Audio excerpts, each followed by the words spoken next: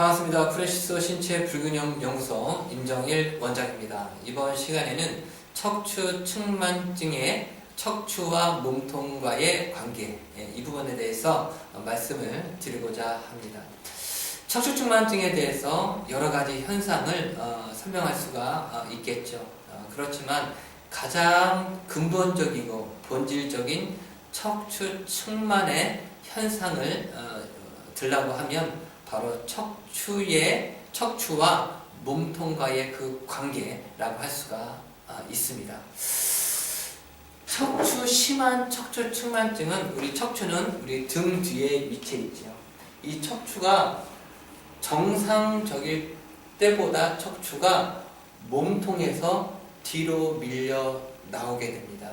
즉, 우리의 몸통과 척추가의 거리가 서로 멀어지게 된다는 것이죠.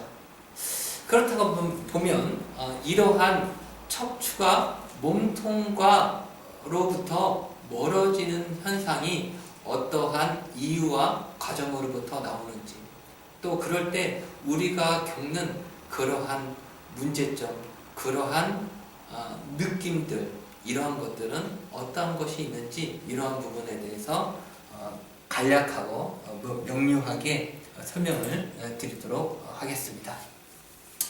일단 기본적으로 인체는 두 발로 서 있는 기립 구조죠.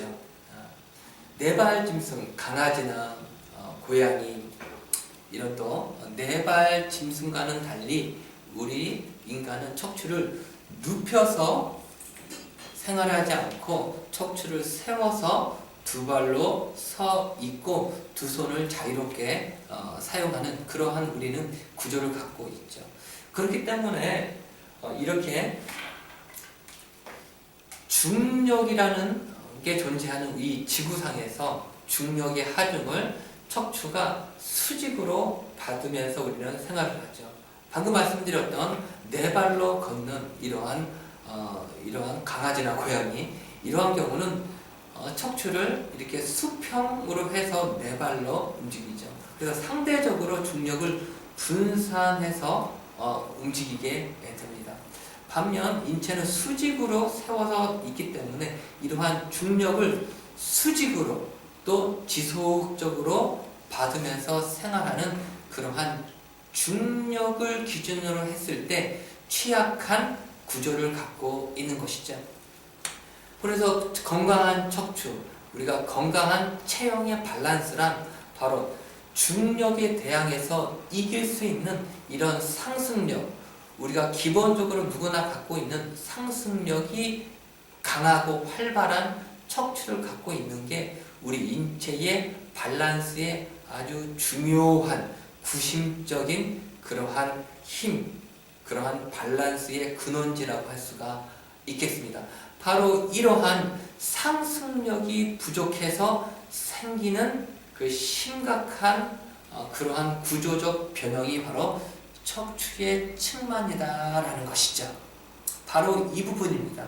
그래서 척추 측만증이 왜 생기느냐, 이런 것들을 우리가 많이 설명을 할 수 있습니다. 어떠한 생활 습관, 어떠한 생활 속의 자세, 어떠한 동작으로 인해서 기타 등등. 그런데 인간이 갖는 바로 이러한 본질적인 구조, 본질적인 환경적인 것들, 본질적인 척추를 우리가 세우고 당기고 본질적인 중력이라는 이 스트레스가 존재하는 이러한 부분이, 이러한 구조적인 필연성, 중력이라는 환경적인 스트레스라는 필연성이 바로 누구나 척추 측만의 요소를 갖고 있는 것이죠. 그런데 그것이 외형적으로 뚜렷하게 좌우로 틀어지게 보였기 때문에 그러한 것들이 더 도드라져 나오게 된다는 것이죠. 이런 것을 우리가 이해하기 위해서는 인체를 두 가지의 시각으로 보면은 아주 쉽게 이해할 수 있습니다. 첫 번째는 앞뒤로 이해하는 것이죠. 그래서 앞뒤로 이해하는 부분입니다. 여기서 간략하게 그림으로 단순하게 한번 표현을 해보도록 하겠습니다. 우리가 뒤에서 보면 밑에 이렇게 골반이 있죠. 골반이 있고 위로 이렇게 척추가 이렇게 늘어져 있습니다. 그리고 여기에 머리가 있겠죠. 이 부분입니다. 그리고 우리가 측면에서 봤을 때는 골반이 이렇게 있고 허리가 또 등이 이렇게 있습니다. 그렇죠? 이 부분입니다. 그래서 좀 전에 말씀드린 것처럼 중력이라는 하중에서 상승력이 부족하고 발휘를 하지 못하면 우리의 척추는 당연히 밑으로 내려갈 수밖에 없겠죠.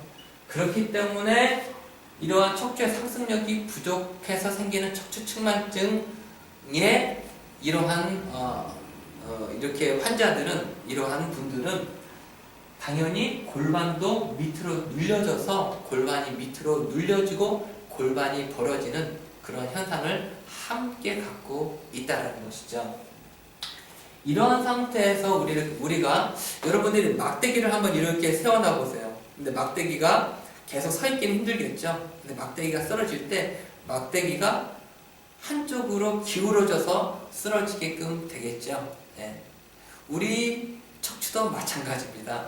밑으로 쓰러질 때 한쪽으로 치우쳐서 쓰러지게 되는 거죠.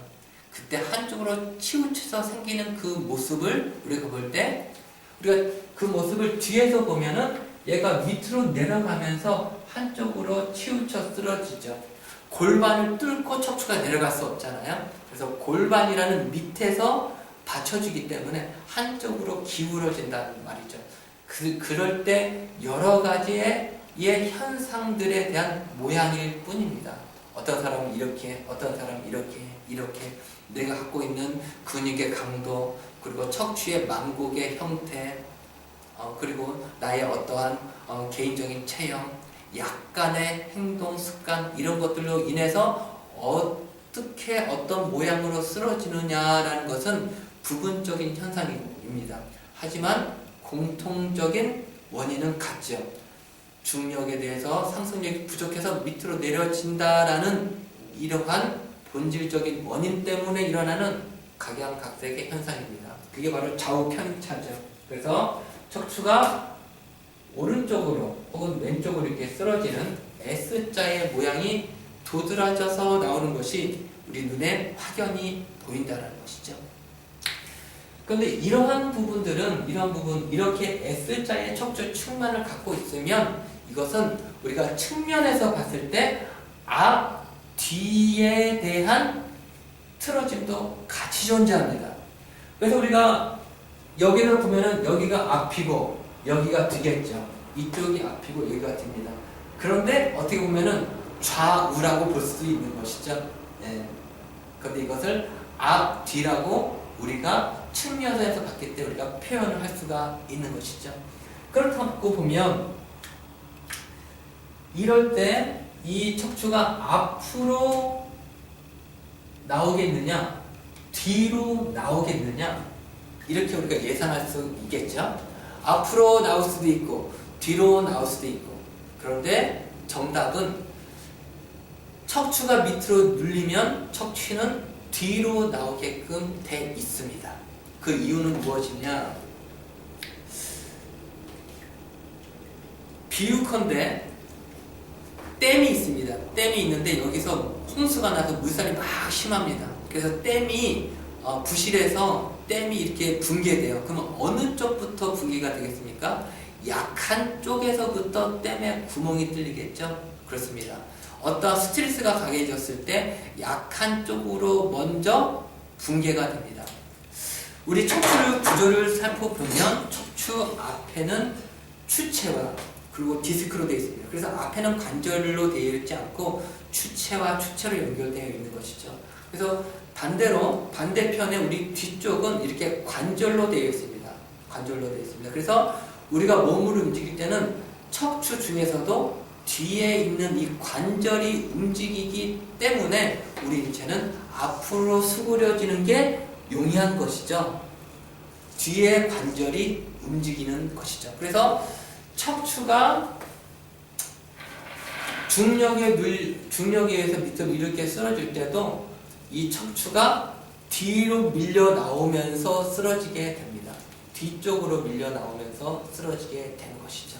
그래서 이 척추가 쓰러질 때는 이렇게 뒤쪽으로 밀려 나와서 쓰러지게 됩니다. 그래서 척추 측만의 신체는 척추 후만을 동시에 갖고 있는 이유가 바로 이러한 원리 때문에 그렇습니다.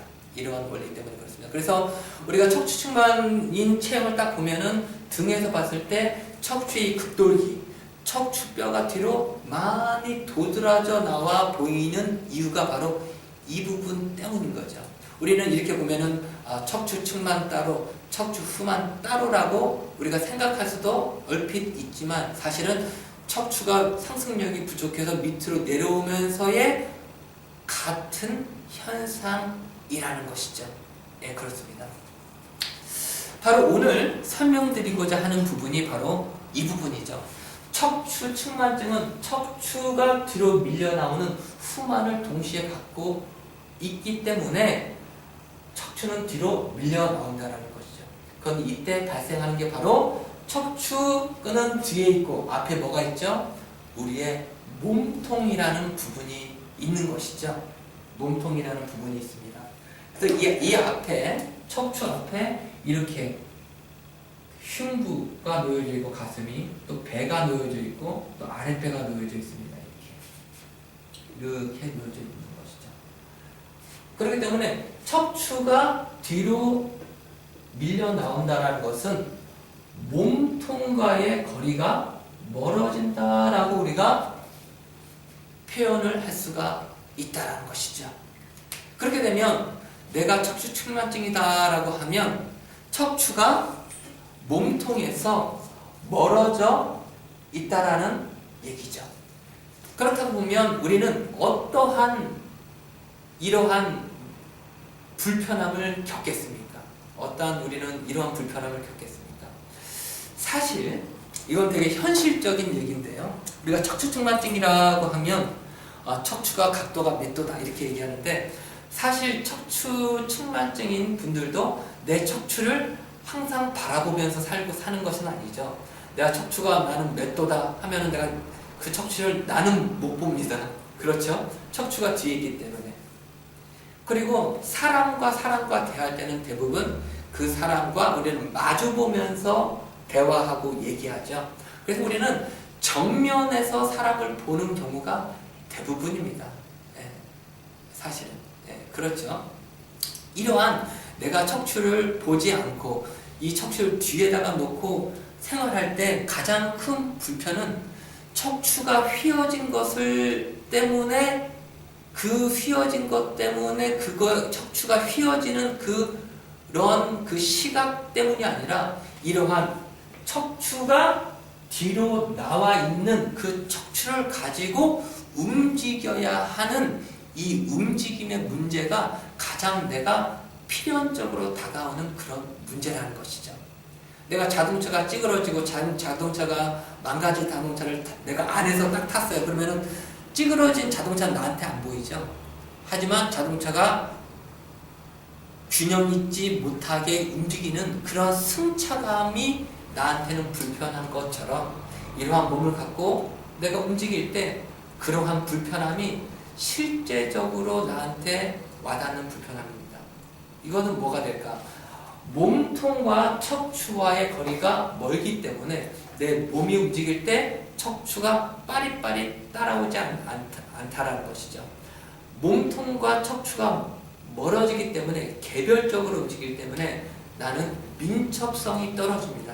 뭘 할 때 순발력이 없고 민첩성이 없고 어색하고 부자연스럽죠. 우리는 호흡할 때도 움직일 때도 항상 움직여야 되는데 움직이는 족족 불편하고 부자연스럽고 어색한 것을 나는 느낄 수밖에 없다라는 이 부분. 당연히 보행을 할 때 우리는 앞으로 걷잖아요.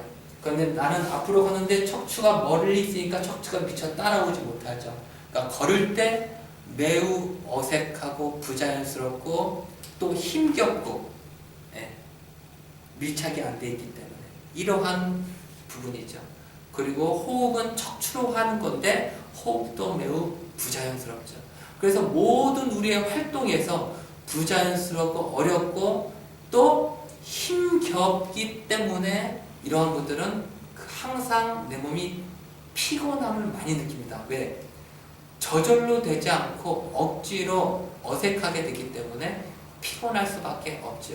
보행과 호흡이 어색하고 효율이 떨어지고 내 동작이 부자연스럽고 또 부자연스럽고 그리고 불편하고 어색하다라는 것, 이 부분입니다. 이 부분이 바로 척추와 몸통과의 거리가 멀어져 있는 것 때문에 생기는 모든 움직임의 어떤 기능적인 장애의 큰 원인이라고 할 수가 있다는 것이죠. 한번 그림을 이렇게 한번 화면으로 보게 되면 이것이 척추충만증을 갖고 있는 이러한 환자, 척추가 후만이 심한 이 환자의 우리가 프레시소 전과 후의 모습입니다. 저는 척추가 뒤로 많이 도드라져 있는 상태죠. 네. 그래서 마치 우리가 그 밀가루 반죽하듯이 밀가루 반죽을 딱 올려놓은 것처럼 이렇게 그냥 맨질맨질한 모습, 민둥산 같은 모습이라면 그 후의 모습은 척추가 안으로 쭉 파고 들어가지고 척추가 쭉 파고 들어가지고 몸통 안으로 척추가 쭉 들어가 있는 모습을 볼 수 있죠. 그래서 전체적으로 내 몸이 입체적인 모습으로 보여져 있습니다. 입체적인 모습으로 보여져 있습니다. 그래서 이러한 척추가 뒤로 밀려 나오게 되면 내 몸을 전체적으로 움직입니다. 반면에 척추가 몸통과 밀착이 되면은 척추에 의해서 내 몸이 움직이기 때문에 내 몸에 특히 등 근육이 섬세하고 세밀하게 움직입니다.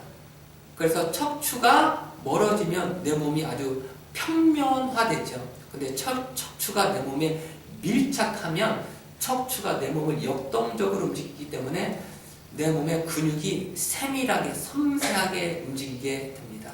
마치 다이아몬드처럼 섬세한 이러한 면이 생기는 거죠. 근육이 섬세하게 움직이기 때문에 그렇다라는 것이죠.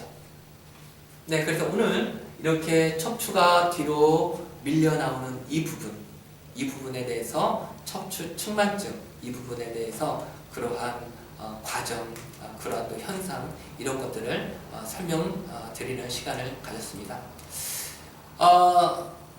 끝으로 척추가 40도가 넘어가는 심한 척추 측만증이 있습니다. 외형적으로 심하게 틀어진 척추 측만증, 이런 척추 측만증은 늑골이 많이 찌그러지는 이런 측만이죠. 이런 측만은 외형적으로 보면은 척추가 뒤로 막 밀려 나오게 보이지 않는 이러한 40도, 50도가 넘어가는 이러한 측만도 사실은 있습니다. 이런 것은 아주 선천적인 우리가 측만이다, 구조적인 측만이다, 우리가 이렇게 얘기를 하게 되거든요. 정말로 이런 선천적인 측면이 없지 않아 있고 많이 있는 것이 사실입니다. 그런데 이것도 사실은 상승력이 부족해서 생기는, 상승력이 부족한 것은 매한 가지입니다. 그래서 위에서 쓰러지긴 쓰러지는데 앞쪽으로 쓰러집니다. 앞쪽으로 쓰러지기 때문에 얘가 앞으로 나가서 앞으로 이렇게 나가서 이렇게 쓰러지는 듯한 모습입니다. 근데 사실은 이러한 몸도 결과적으로는 몸통과 척추와의 거리가 거리의 측면이 아니라 몸통과 척추와 따로 노는 것은 같습니다. 왜? 척추의 그 분절의 이 움직임이 없기 때문에 척추가 전체화돼서 막대기처럼 고정됐기 때문에 척추는 척추대로, 몸통은 몸통대로 이렇게 움직이는 것은 같습니다. 예, 제가 끝으로 이러한 구조적 또 선천적 심각 40~50도가 넘어가는 늑골이 매우 찌그러진 이런 측만을 좀 맨 끝에 말씀을 드리는 이유가 약간 혼동스러울까 봐 그러는데 그런 분들도 많죠. 하지만 일반적으로 이러한 척추가 뒤로 밀려 나오는 경우는 외형적으로 척추가 40~50도가 넘어가지 않지만 흔히 일반적으로 특히 동양인들, 특히 한국인들 척추가 허리가 앞으로 쑥 들어가고 엉덩이가 아주 크고 이러한 체형이 드물고 보통 척추가 완만한 이러한 직선과 같은 커브를 그리는 우리 한국인들한테는 이러한 부분들이 아주 일반적이고 많이 차지한다라고 할 수 있습니다. 네, 여기까지 오늘 척추측만에 대해서 설명드렸는데요. 그래서 중력을 받는 우리 인체는 이러한 불균형에 취약할 수 있는 이러한 구조를 갖고 있는 것이죠, 사실. 자, 여기까지 프레시소 신체 불균형 연구소 임정일 원장이었습니다.